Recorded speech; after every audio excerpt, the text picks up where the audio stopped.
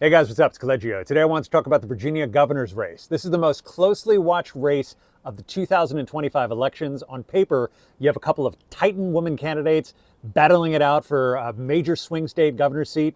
But the reality is a little bit different than what the campaigns are talking about. And I'm going to give an ultra-realist take on where I think the race is going, what the political environment is like, and what we're going to see on November 4th. But first, I want to give a little bit of background.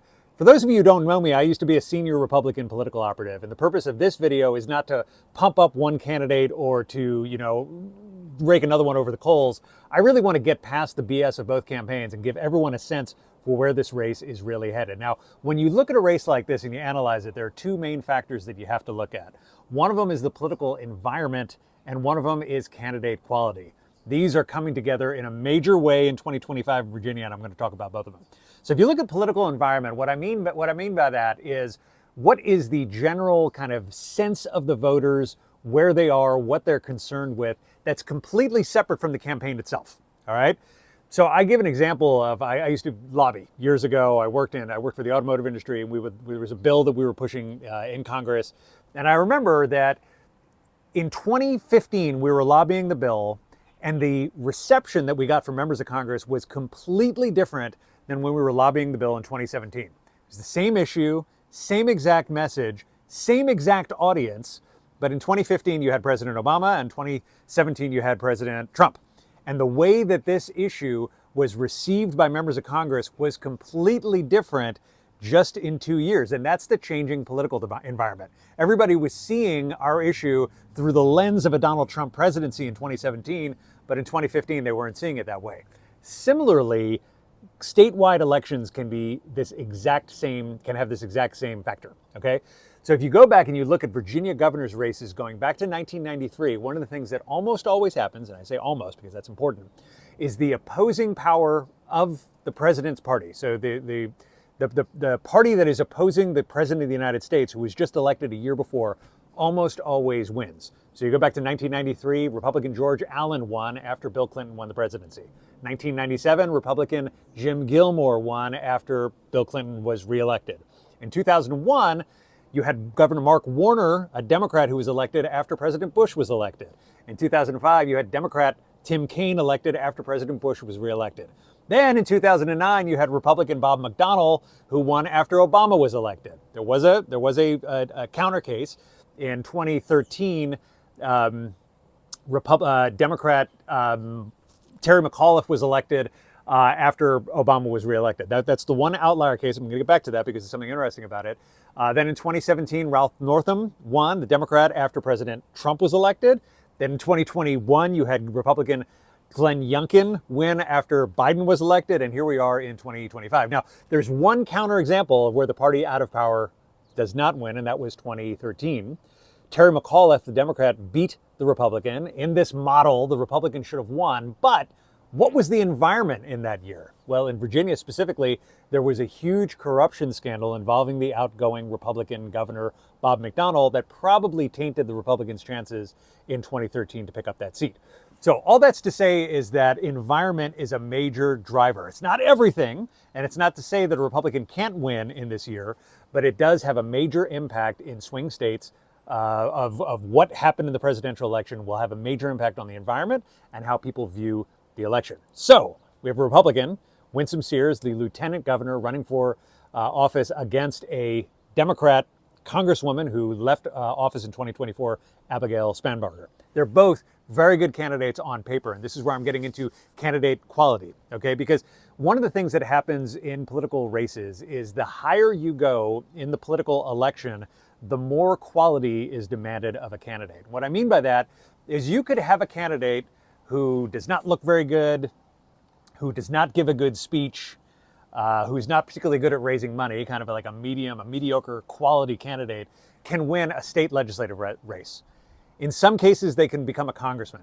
It's very difficult, however, for somebody who can't give a speech and who can't stay on message and who can't raise money to raise all the way to a high office like governor or senator or president of the United States, right? So there are intangibles that go with the quality of a candidate. Now, on paper, both the Republican and the Democrat are high quality candidates.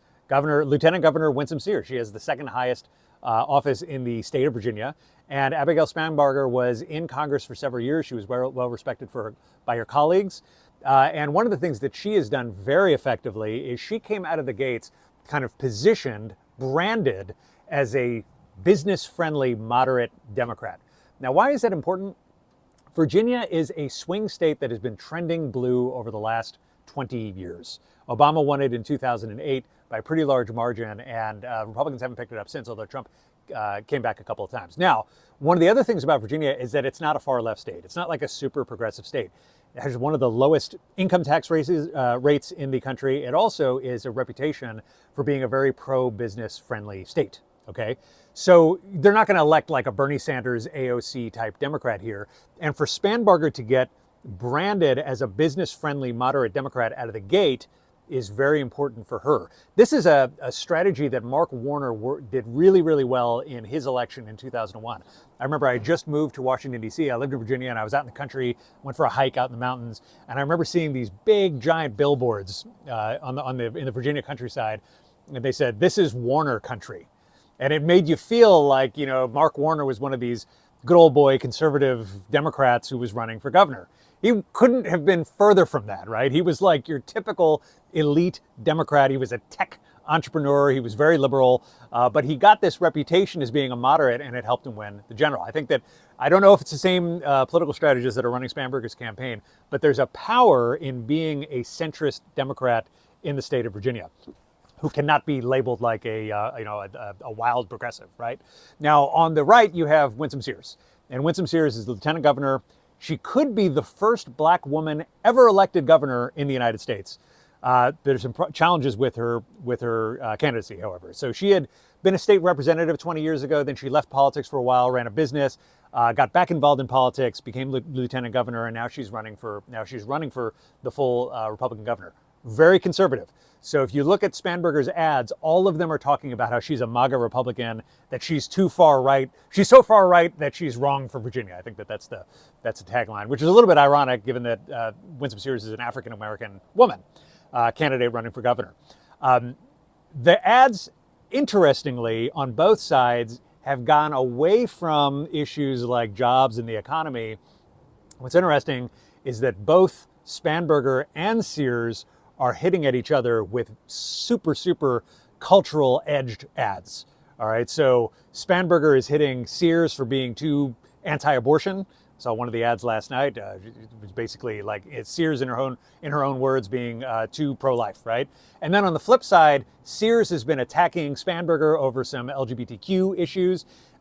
Important enough that Spanberger is now responding to those issues in her ads. So they must feel like there's a lot of potential for those issues to move votes. What's interesting is that the Spanberger attacks on abortion are really going to galvanize Democrats to stay in their camp. In the same way, Sears's attacks on the LGBTQ issues are going to mostly resonate with Republicans, going to kind of bring people back to their base. Doesn't really talk to a lot of the people in the middle, which is interesting, especially given that Spanberger wanted to play that kind of middle path as a moderate Democrat. What I think is happening there is that if you brand yourself as a moderate and you're getting attacked as a progressive, that's a potentially devastating attack. And I think she's trying to show, no, I'm not AOC. I'm not Bernie Sanders. I am a moderate, and she's trying to prove that to voters in those ads.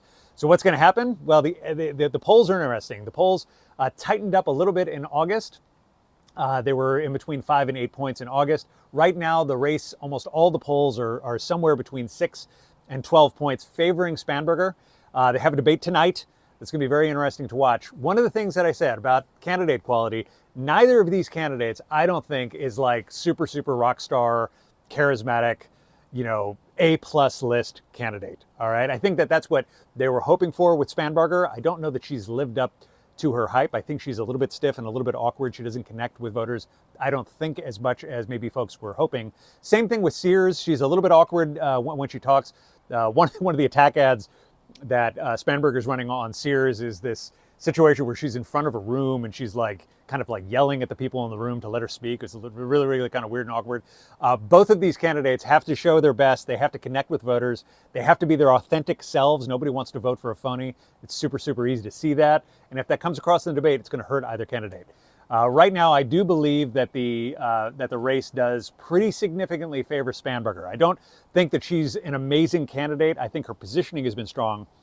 But for Sears, just look at how the environment impacts gubernatorial races in Virginia. Almost every single time the opposing party, the party out of power to the presidency, picks up the gubernatorial race, it's basically the Democrats' turn for 2025. And it's certainly an opportunity for Spanberger, because if she becomes governor of Virginia in the National Democratic Party, I think that suddenly she's a vice presidential candidate and potentially a presidential candidate in 2028 and 2032. So that's my ultra-realist analysis. Would be interested in hearing what you think. Drop a comment and make sure to subscribe to this channel if you're watching on YouTube. Thank you.